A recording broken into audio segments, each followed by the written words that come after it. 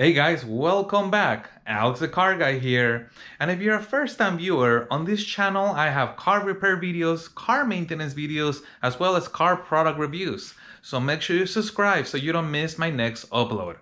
On this video, I'm going to be doing the oil change on this 2003 Toyota Corolla. Now, this Corolla is equipped with the 1.8-liter engine, which is found on 9th generation Corollas, which run all the way from 2003 all the way up to 2008. As always, I have placed links in the description below to all the parts and tools that you'll see me use on this video. So with that being said, let's get started. I'll first remove the oil filler cap to allow the oil to drain more easily. Moving to the oil pan, I'm going to be removing this bolt right here. I'm going to go a little bit slowly when I remove the bolt just to make sure that I can control the oil flow. I have placed an oil pan right below this area to catch the oil. Here we go. And I'll let the car sit for a few minutes while the oil completely drains out. While that is draining, I'm going to be removing the oil filter as well, which can be removed by going counterclockwise.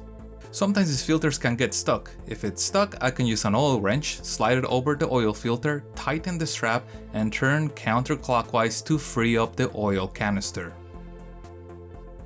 Here's the oil strap, and now I can break the oil filter free and then remove it simply by hand.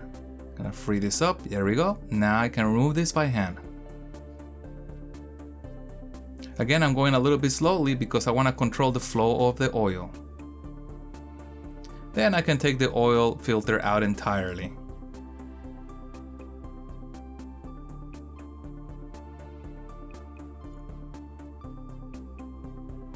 On the new filter, I'm going to be applying a thin film of brand new engine oil to the gasket, which is going to make removal in the future easier.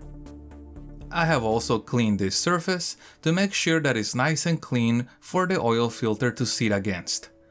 Now, some people recommend partially filling the oil filter to reduce any kind of shock to the internal media inside the filter. Okay, now I'm gonna line this up, making sure not to cross-thread this, and I'm gonna slowly turn this clockwise until it bottoms out. Then the service manual calls for another 3/4 of a turn to make sure it's nice and tight and sealed. The service manual also calls for this gasket to be replaced on the oil drain filter plug.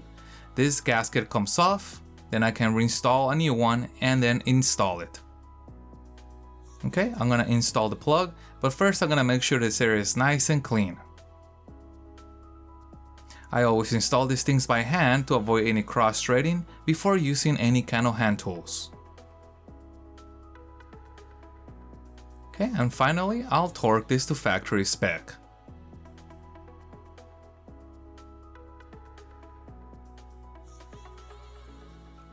Now it's time to fill the engine with oil. The owner's manual calls out for 5W30 oil. I'm using fully synthetic in the high mileage version. Now the quarts are indicated on the side with these little lines. As I fill up the engine oil, I can keep track of how many quarts I have put in by looking at where the level of the oil is. And I want to be careful that I don't overfill it. I can always add more oil as opposed to trying to remove too much oil. It looks like we're almost there, just a little bit more.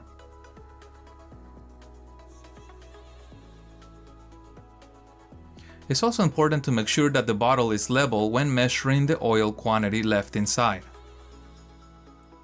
Time to reinstall the oil filler cap. I'll run the engine for a little bit to get the oil to flow, and then after that I'll turn the engine off and I'll confirm the oil level by looking at the actual dipstick. Now that the engine is off and the oil has settled, I'm gonna check the oil level with the oil dipstick. Here's how I read the oil dipstick. There are two little dots on this oil dipstick. The dot on the bottom indicates the minimum, and the dot on this side indicates the maximum. So I want to be all the way to the top. I'm going to reinstall the oil dipstick and make sure it fully bottoms out. Then I'm going to pull this thing straight out and look at the oil level. And yep, I'm all the way to the max. Now I just got to make sure to reinstall the oil dipstick. And that completes the oil change. I have a lot more videos like this coming up, guys, so make sure you subscribe by hitting the button down below so you don't miss the next upload. Also, hit the big thumbs up button if you found this video helpful. And if you have any questions about the oil change, please feel free to put that in the comments below.